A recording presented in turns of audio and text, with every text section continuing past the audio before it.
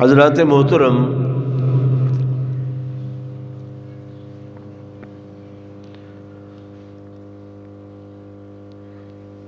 مالک لم یزل نے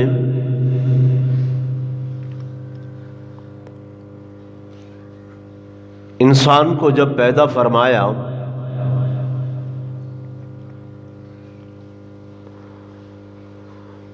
تو اس کی سرشت میں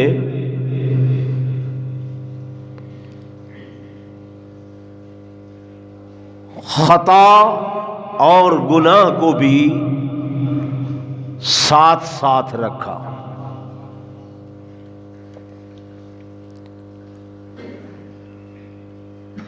یعنی انسان اور خطا یہ ساتھ ساتھ چلتے ہیں،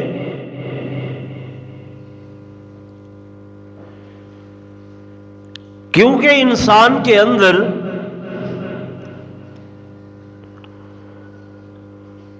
بھول کا مادہ ہے، نسیان کا مادہ ہے، بھول جاتا ہے۔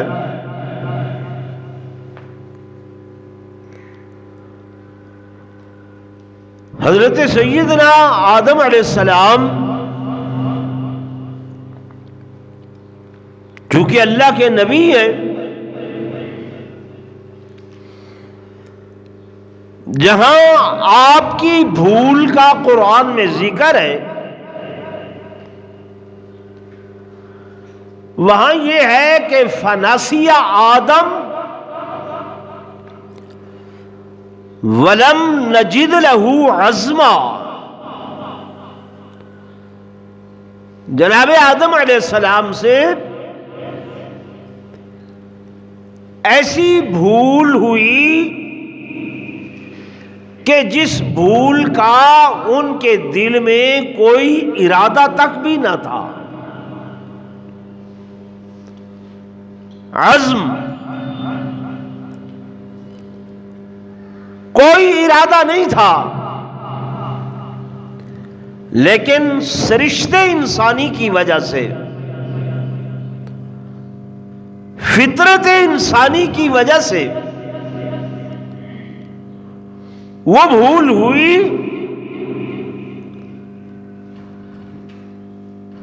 کیونکہ یہ سلسلہ توالد و تناسل زمین پر ہونا تھا۔ اللہ نے پہلے سے ملائکہ کو جو یہ فرمایا تھا کہ انی جاعل فی الارض خلیفہ، میں حضرت انسان کو، جناب آدم کو زمین پر خلیفہ بنانے والا ہوں، تو زمین پر آنا تھا، کوئی نہ کوئی اس کا سبب، وجہ بننی تھی، لیکن اس بھول کے بعد آتا ہے معافی کا خانہ کہ جب خطا یا بھول ہوتی ہے تو مالک لم یزل فرماتے ہیں کہ انسان کی خطا پر مجھے کوئی غصہ نہیں آتا، انسان کی بھول پر مجھے کوئی غصہ نہیں آتا، انسان کی خطا سے بھول سے میں کبھی ناراض نہیں ہوتا۔ کیوں کہ بھولنا اس کی سرشت میں ہے، بھولنا اس کی فطرت میں ہے، تو فطرت سے میں جو بات ہو اس میں مالک لم یزل مواخذہ نہیں فرماتے، پکڑ نہیں کرتے۔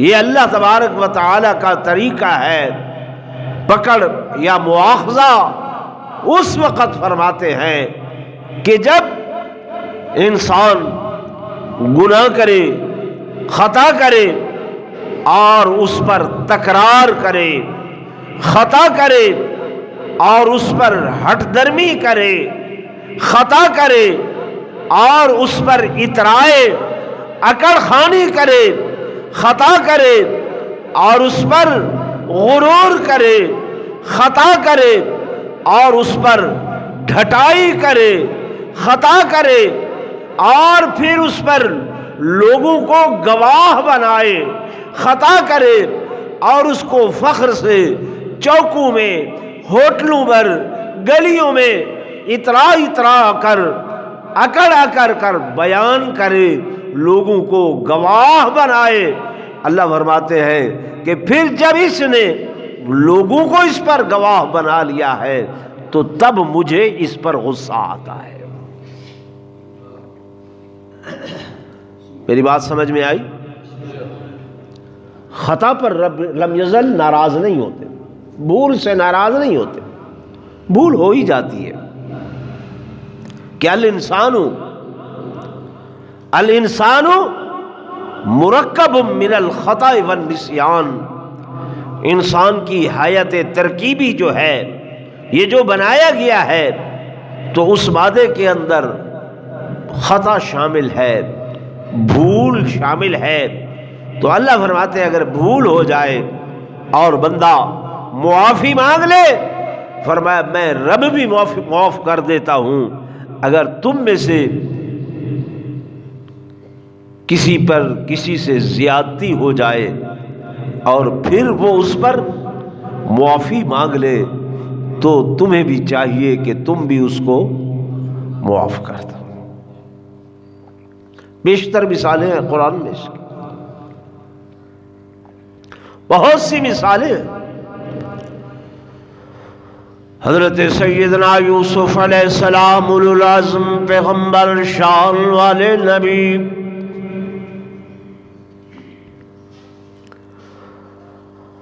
خواب دیکھا ہے اور اس خواب کو اپنے والد سے بیان کر رہے ہیں۔ بابا جان میں نے دیکھا ہے، انی رأیت 11 کوكبا والشمس والقمر رأيتهم لي ساجدين۔ بابا جان میں نے دیکھا ہے 11 ستارے ہیں، چاند ہے، سورج ہے، وہ میرے آگے جھک رہے ہیں۔ والد ماجد پیغمبر، حضرت یوسف علیہ السلام بھی پیغمبر، دونوں نبی ہیں۔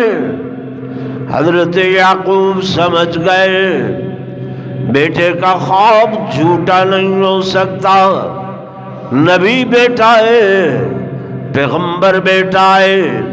فرمایا میرے بیٹے اس خواب کو کبھی بھی بھائیوں کے آگے بیان نہ کرنا، حسد کریں گے، حسد کریں گے، بغض کریں گے. بات کھل گئی. لمبا واقعہ ہے اور بہترین واقعہ ہے قرآن پاک کا. قرآن پاک خود کہتا ہے کہ اس جیسا بہترین قصہ خوبصورت قصہ اور کوئی نہیں ہے. الفاظ ہیں قرآن کے کہ نحن نقص علیک احسن القصص، کہ ہم نے آپ کو وہ قصہ بیان کیا جو احسن القصص، تمام قصوں سے واقعوں سے بہترین ہے. تو جناب یوسف علیہ السلام آپ کا قصہ قرآن احسن القصص کہہ رہا ہے. اب باپ کی گود میں آئے، خواب دیکھا ہے، تعبیر بیان کی ہے بابا نے. جب تعبیر سنی بھائیوں نے مخالف ہو گئے، حسد کی آگ میں جلنے لگے. اللہ نے یوسف علیہ السلام کو شطر حسن عطا فرمایا تھا، بہت بڑے حسین تھے. بھائیوں نے اٹھایا، لے گئے، اندھے کنویں میں ڈال دیا، اور پھر حضرت یوسف علیہ السلام کنویں سے نکالے گئے اور غلام بنا کر بازار مصر میں بیچے گئے. لمبا واقعہ. پھر وہ وقت آیا کہ جناب آپ پر الزام لگا، بہتان لگا، تکلیف ہوئی، آپ نے جیل کی صعوبتیں اٹھائیں، مشقتیں اٹھائیں. پھر وہ وقت بھی آیا کہ وزیر خزانہ بنے. پھر وہ وقت بھی آیا کہ اللہ نے آپ کو مصر کی شاہی عطا فرما دی، تخت مصر پر بٹھا دیا. اور ادھر قحط آیا. یہ بھائی غلہ لینے کے لیے جناب یوسف علیہ السلام کے شہر میں پہنچے، دربار میں پہنچے. غلہ ملا. حضرت یوسف نے پہچانا، اور وہ واقعہ قرآن میں ہے کہ جناب وہ سا گم کر دیا گیا، پیمانہ گم کر دیا گیا. اس کی پاداش میں بھائی بنیامین کو بٹھا لیا گیا. اب یہ بھائی واپس آتے ہیں حضرت یعقوب علیہ السلام کے پاس، اور آ کے عرض کی، اے بابا جان، ابا جان، ہمارے بھائی بنیامین نے چوری کی ہے. کیا کی ہے؟ چوری. جھوٹ در جھوٹ، غلطی در غلطی. بچپن سے ہی میں آپ کو یہ واقعہ اس لیے سنا رہا ہوں، واقعے کے طور پر نہیں، اس سے سبق لینا ہے کہ بچپن سے ہی حضرت یوسف علیہ السلام پر زیادتیاں کرتے چلے آئے، اور پوری زندگی جناب یوسف علیہ السلام وہ صعوبتیں برداشت کرتے رہے، دکھ برداشت کرتے رہے، تکلیفیں برداشت کرتے رہے تھے. پیچھے مین وجہ یہی بھائی تھے کہ یہ نہ اٹھاتے، نہ کنویں میں ڈالتے، نہ حضرت یوسف در بدر نعوذ باللہ ہوتے، نہ جناب آپ پر تہمت لگائی جاتی، نہ آپ جیلوں میں جاتے. کارستانیاں ساری پیچھے سے ان بھائیوں کی اتنی زیادہ ہیں. اب جب روتے ہوئے آئے جناب یعقوب علیہ السلام کے پاس، تو حضرت یعقوب علیہ السلام نے، آپ کو تو پتہ نہیں تھا کہ میرا بیٹا بادشاہ بنا ہوا ہے، کیونکہ اللہ نے منع فرما دیا تھا کہ آپ نے اپنے باپ کو اطلاع نہیں دینی اس بات کی کہ میں بادشاہ بن گیا ہوں. یہ تو اپنے تئیں ختم کر کے آ گئے تھے، وہ قمیص لے کے آئے تھے خون آلود کہ بھائی کو بھیڑیے نے کھا لیا ہے، لیکن حضرت یعقوب علیہ السلام کو قطعاً یقین نہیں تھا کہ میرے بیٹے کو بھیڑیے نے کھایا ہے یا وہ اس دنیا میں نہیں ہے۔ اتنا عرصہ بیت گیا، 11 سال کا۔ یقین کس لیے نہیں تھا؟ وہ اسی خواب کی وجہ سے نہیں تھا کہ میرا بیٹا نبی بیٹا ہے اور نبی کا خواب وحی ہوتا ہے، جب تک اس خواب کی تعبیر نہیں آئے گی دنیا میں اس وقت تک میرا بیٹا زندہ ہی زندہ رہے گا۔ اس وجہ سے آپ کو یقین کامل تھا، روتے رہے وَابْيَضَّتْ عَيْنَاهُ مِنَ الْحُزْنِ فَهُوَ كَظِيمٌ۔ اب ان ظالموں کو تو ترس نہیں آیا تھا، باپ کو روتا دیکھ کر دیکھتے رہتے تھے، لیکن یوسف علیہ السلام وہ تو کرب میں تھے، جدائی میں تھے۔ ابا کی آپ کو بھی معلوم تھا کہ میرا باپ میری جدائی برداشت نہیں کر سکے گا، لیکن ادھر امتحان ایزدی یہ تھا، امتحان ربی یہ تھا کہ باوجود بادشاہت کی کرسی پر بیٹھنے کے اللہ نے یہ منع فرما دیا تھا کہ اے میرے یوسف اپنے ابا یعقوب کو اس بات کی خبر نہیں دینی، بتانا نہیں ہے۔ جیسے ابراہیم علیہ السلام کو بیٹا دیا 100 سال کے بعد، حضرت اسماعیل ساتھ یہ حکم بھی دیا کہ اس کو پیار نہیں کرنا۔ اللہ 100 سال کے بعد بیٹا ملا ہے، فرمایا یہ امتحان ہے، آزمائش ہے۔ اللہ دلوں کا امتحان لیتا ہے کہ میرے نبی کا قلب، میرے نبی کا دل کیا میرے ساتھ معلق ہے یہیں، یا اس کی محبت کسی اور جگہ بھی تقسیم ہوتی ہے۔ تو یوسف علیہ السلام کو یہ بھی فرمایا تھا باپ کو نہیں بتلانا۔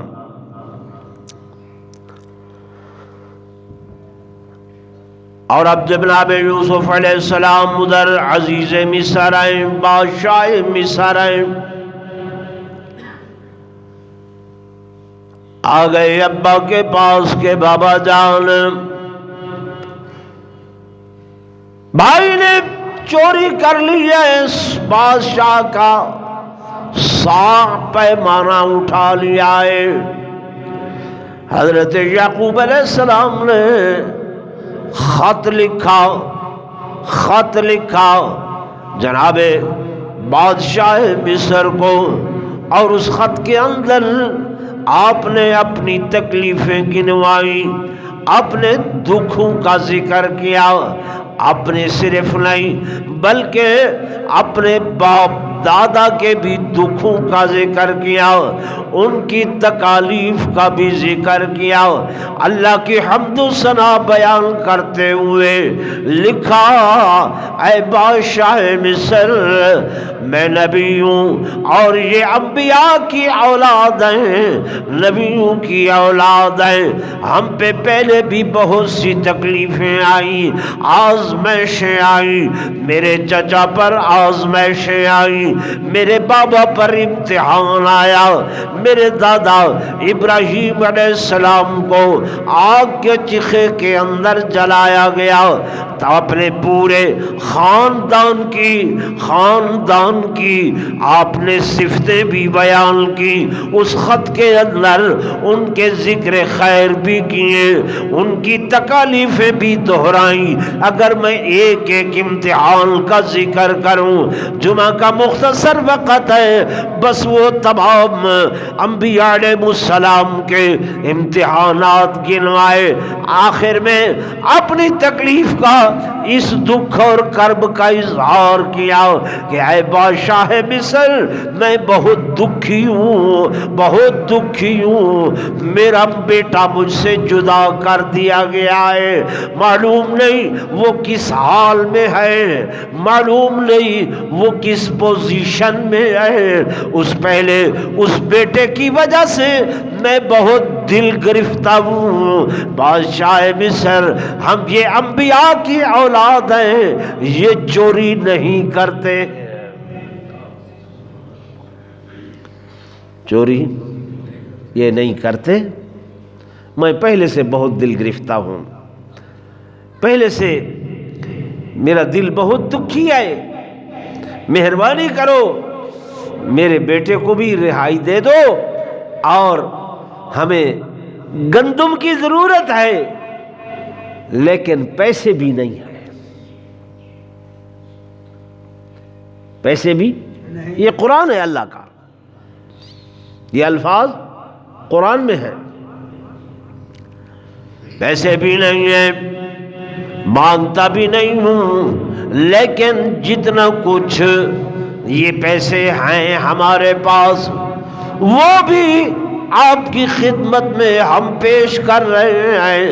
اور بیٹوں سے کہا میرے بیٹو جاؤ، یہ خواب، یہ میرا خط بادشاہ مصر کو دے دینا، اور میں امید کرتا ہوں کہ وہ اس کا پاس رکھیں گے، اس کا لحاظ رکھیں گے۔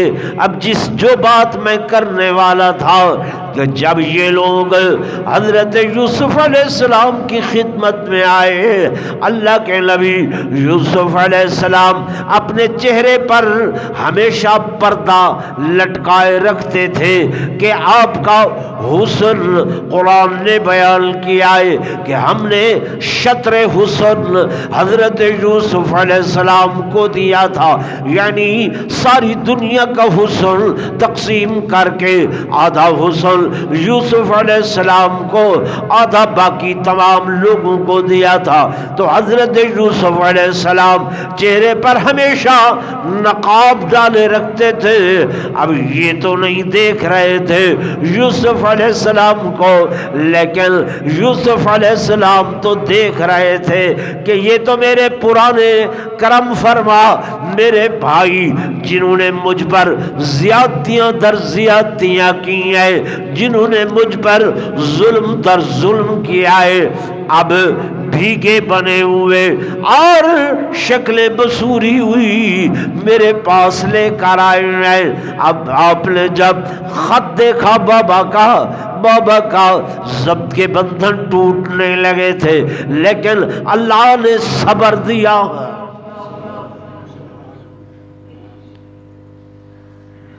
صبر دیا۔ آپ نے بس یہ فرمایا، او جناب، قال هل علمتم ما فعلتم بیوسف، کیا تمہیں وہ وقت بھی یاد ہے؟ هل علمتم، کیا تمہیں معلوم ہے؟ ما فعلتم بیوسف وَأَخِيهِ إِذْ أَنْتُمْ جَاهِلُونَ۔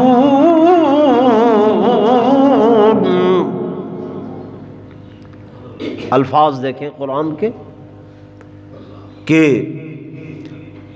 یوں نہیں فرمایا کہ قال هل فعلتم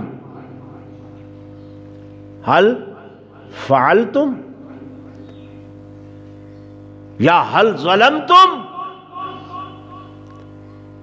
کہ تمہیں وہ یاد نہیں ہے کہ تم نے یوسف علیہ السلام کے ساتھ کتنے ظلم کیے تھے، کیا کچھ کیا تھا؟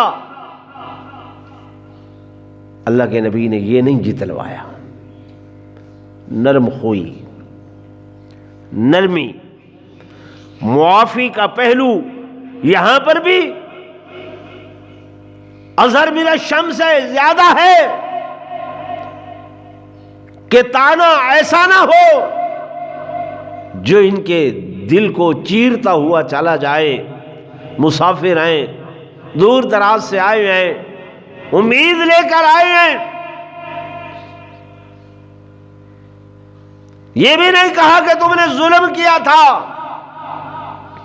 اب حضرت یوسف کو پتا تو تھا کہ جان بوجھ کر انہوں نے یہ سارا کارنامہ سر انجام دیا تھا، لیکن اس پر بھی یہ فرمایا کہ اذ انتم جاہلون، اذ انتم جاہلون، کہ تم جہالت کے چکر میں تھے۔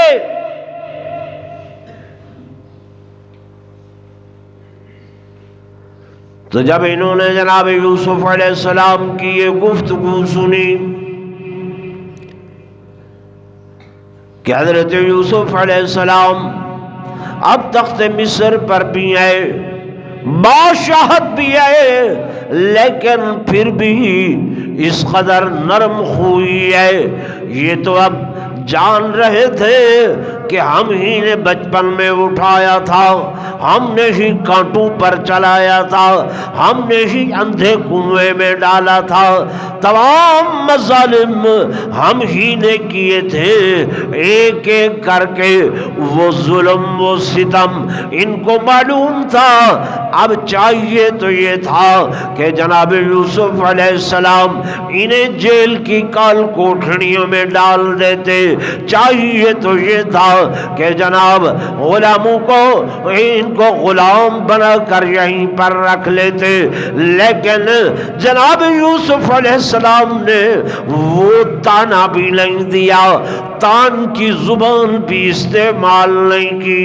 فرمایا قال هل علمتم ما فعلتم بیوسف واخیہ اذ انتم جاہلون۔ تو اب انہیں معلوم ہوا، ایک تو حسن کی لاٹیں آ رہی تھی اور پھر ایک طرف سے کنارے سے انہوں نے حضرت یوسف کو دیکھ لیا تو کہنے لگے اِنَّکَ لَأَنْتَ یوسف، ہم دیکھ رہے ہیں کیا واقعی تم ہی یوسف تو نہیں ہو۔ جناب یوسف علیہ السلام کو اب اللہ نے فرمایا کہ اس راز کو فاش کر دو، اس پردے کو فاش کر دو، بتلا دو۔ جناب یوسف علیہ السلام نے فرما دیا کہ قال انا یوسف وہذا اخی، کہ میں ہی یوسف ہوں اور یہ میرا بھائی بنیامین ہے۔ قد من اللہ علینا انہ من یتقی ویصبر فإن اللہ لا یضیع اجر المحسنین۔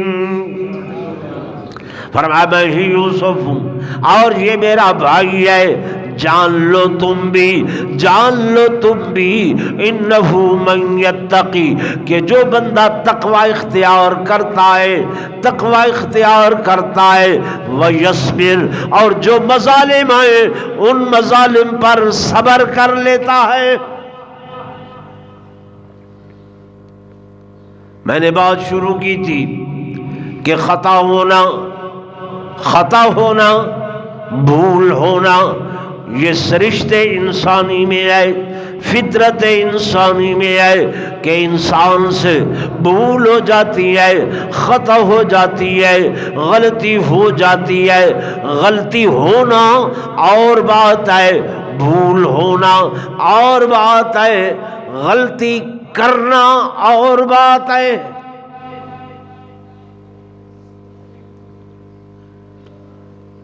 غلطی ہونا ہو جانا یہ اور ہے، غلطی کرنا یہ اور ہے۔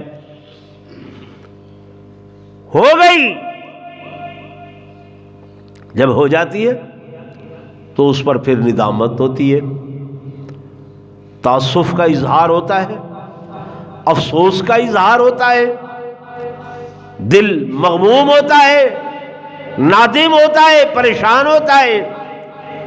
اور جو انسان غلطی کرتا ہے اس پر پھر ڈھٹیائی ہوتی ہے، اس پر پھر اتراتا ہے، اس پر پھر اکڑتا ہے۔ کیوں کہ یہ جان بوجھ کر کی ہے، متعمد ہو کر کی ہے. تو اللہ فرماتے ہیں غلطی ہونے پر میں ناراض نہیں ہوتا، بھول ہونے پر میں ناراض نہیں ہوتا، میں اس خطا پر ناراض ہوتا ہوں جو عمدن ہو، جو جان بوجھ کر ہو، جو کر کے پھر اترائے، اکڑ خانی کرے، غرور کرے، تکبر کرے، اس کو لوگوں میں پھیلائے.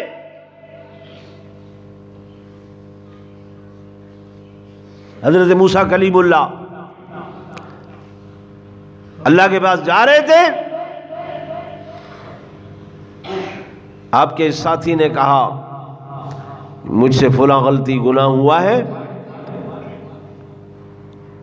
اے موسیٰ اللہ کی درگاہ میں کہنا مجھے معاف کر دیں. جناب موسیٰ علیہ السلام نے جب گزارش کی، اللہ پاک نے فرمایا کہ پہلے تو اس کا اور میرا معاملہ تھا، پہلے معاملہ اس کا اور میرا تھا، اب اس نے آپ کو بھی اس میں گواہ بنا لیا ہے.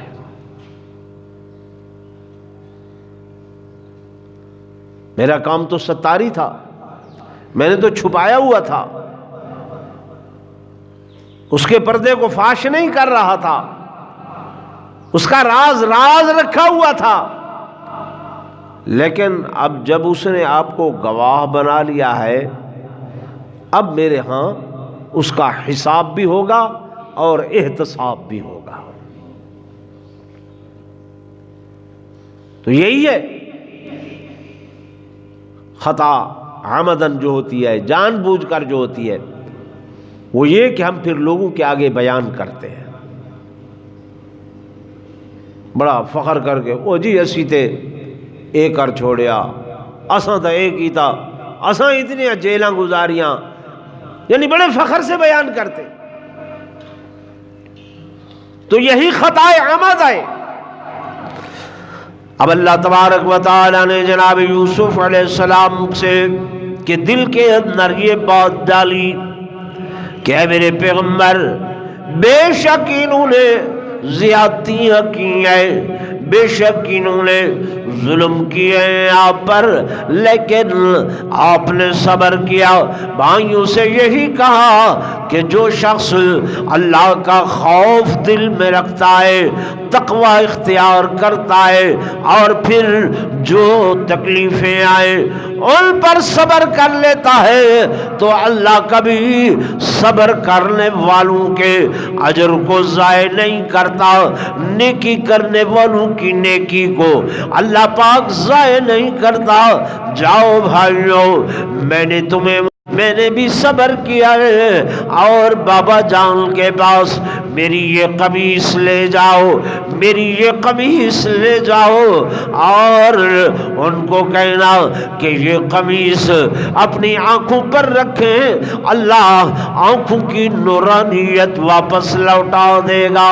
میرے دوستوں، میرے بزرگوں، میرے عزیزوں، ایک مسئلہ یہ بھی ثابت ہوا کہ جب تک اللہ نے حضرت یوسف علیہ السلام کو نہیں بتلایا تھا، عرصہ طویل بیت گیا.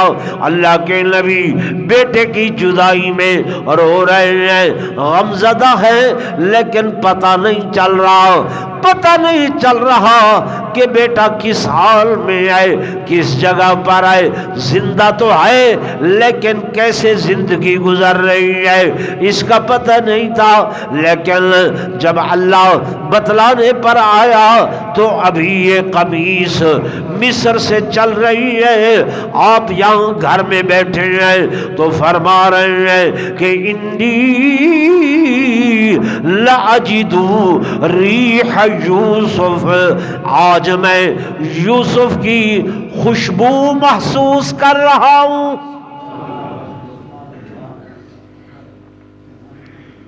انی لأجد ریح یوسف. اب گھر والے کہنے لگے کہ قالوا تاللہ इन्नका लफी ज़लालिकल क़दीम, बाबा आप बूढ़े हो गए हो, सिठिया गए हो, इतना तवील अरसा गुजर गया। वो तो अंधे कुएं में थे, उनकी तो हड्डियां भी नऊज़ बिल्लाह ख़त्म हो गई होंगी। अल्लाह के नबी ने फरमाया नहीं नहीं, इन्नी लाजिदु रिह यूसुफ, आज मैं हज़रत यूसुफ की खुशबू महसूस कर रहा हूँ। तो आप इस बात से अंदाज़ा फरमा लीजिए कि अगर अल्लाह के नबी को, अल्लाह के पैगम्बर को गैब का इल्म नहीं था तो आज के ये जो भोपे बने हुए हैं, हिसाबदान बैठे हुए हैं, रजिस्टर रखे हुए हैं, ये जो दायरे फेर रहे हैं, लोग जाते हैं कि जनाब मेरी फलां चीज गुम हो गई है, हजरत साहब हिसाब कर दो। जाते हैं कि नहीं जाते? हजरत साहब ने प्राइमरी तक नहीं पढ़ा हुआ, अब वो हिसाब कर देते हैं जैसा कि वो चार्टर्ड अकाउंटेंट लगे हुए हैं। और आप सब लोग भी इस यकीन के साथ जाते हैं कि जनाब फलां ने हिसाब करके दिया है, फलां ने हिसाब करके दिया है। वो भी देखते हैं कि ये ऐसे तो हमें कुछ देते नहीं हैं, वो जी आपको हाज़िरी भरनी पड़ेगी। भाई हाज़िरी क्या होगी? वो हाज़िरी जो है ना, उसमें कम से कम एक काला बकरा होगा, वो लेके आना है।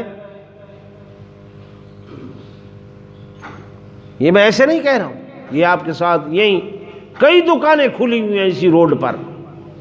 मैंने एक दिन पूछा यार ये मकान बना है, ये उन्होंने बताया जी हाँ जी ये दूध बेचता था मोटरसाइकिल पर, और अब जो है ये आस्थाना बना हुआ है, तो ये 14 हाज़िरियाँ मांगता है, यानी 14 बकरे, हर हाज़िरी पर एक बकरा। अब एक बकरा कम से कम 15,000 से तो कम में नहीं मिलता। पहले नुकसान हो चुका है, झुग्गा पहले गल्या पाए, अब मजीद ये हाज़िरी हो रही। ये जिन्नात वगैरह जो थे ना, ये पहले आसमानों पर रहते थे, जाते थे, आसमानों पर जाते थे। वहाँ पर जो खबरें होती थीं ये लेकर आते थे, क्योंकि सारी खबरें वहाँ पे लिखी जाती हैं। शरीफुल अक़लाम कलमे जो हैं वो लिख रही हैं। जिस दिन मेरे आका इमामुल अंबिया फ़ख्र कायनात ताजदार मदीना सल्लल्लाहु अलैहि वसल्लम का इस दुनिया में ज़ुहूर हुआ, तो उस दिन से इनका आसमानों पर आना जाना बंद कर दिया गया। क्या कर दिया गया? बंद कर दिया गया। ये पूरे एक ज़माना घूमते रहे, दाएं बाएं आगे पीछे, मामलात क्या है, वजह क्या है, कई जमातें इन्होंने बनाकर भेजी। बिलाखिर एक जमात इनकी मक्का मुकरमा की तरफ आई और मस्जिद जिन में हुजूर पुरनूर सल्लल्लाहु अलैहि वसल्लम कुरान पाक की तिलावत फरमा रहे थे। इन्होंने सुना कि ये तो कोई अजीब कलाम है, ये आकर वहाँ पर बैठ गए और अल्लाह का कलाम जब इन्होंने सुना तो इन्हें मालूम हो गया कि ये वो जो हमारे बड़े बतलाया करते थे कि नबी आखिरुज़्ज़मान आएंगे और उनके आने के बाद तुम्हारा ऊपर दाखिला बंद हो जाएगा, ये वही नबी है और ये वही अल्लाह का कलाम है। तो उसके बाद से इनका आना जाना बंद है।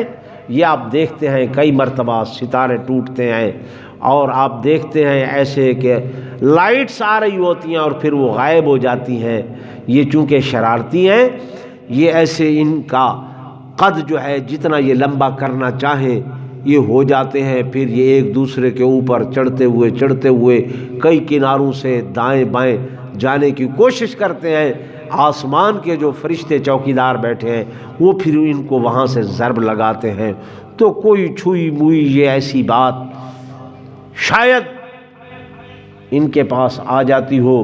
آگے بھی نفسیاتی لوگ بیٹھے ہوتے ہیں کہ جناب والا وہ جو قسمت کا حال بتلاتے ہیں آپ کو، ہاں بھوک تو بہت لگتی ہوگی لیکن کھانا کھانے کو دل نہیں چاہتا ہوگا، محنت تو بہت کرتے ہو لیکن جو کمائی آتی ہے وہ پھر اکثر ضائع ہو جاتی ہے۔ اب ہر آدمی کے ساتھ ایسے جو معاملات ہیں وہ بھی بیان کر دیتے ہیں۔ ہم پھر چونکہ ضعیف الاعتقادی میں آ کر ان لوگوں کی باتوں پر یقین کر لیتے ہیں، ایسا نہیں ہے۔ تو آج کے اس خطبے میں نے دو باتیں عرض کی۔ ایک بات تو یہ کہ انسان اور خطا ساتھ ساتھ ہیں، انسان اور بھول یہ ساتھ ساتھ ہیں۔ بھول ہو جاتی ہے، بھول ہو جانے پر فوراً اللہ کے ہاں معافی مانگنی چاہیے۔ جب آپ معاف مانگیں گے، اللہ فرماتا ہے نبی عبادی انی انا الغفور الرحیم، میرے بندوں کو خوشخبری دے دو کہ میں تو معاف کرنے والا مہربان ہوں۔ دوسری بات یہ جو حضرت یوسف علیہ السلام کی بات میں نے درمیان میں کی کہ ان پر زیادتیاں ہوئی تھیں، لیکن اللہ کے نبی نے اتنی بڑی زیادتیوں کے بعد معاف فرما دیا۔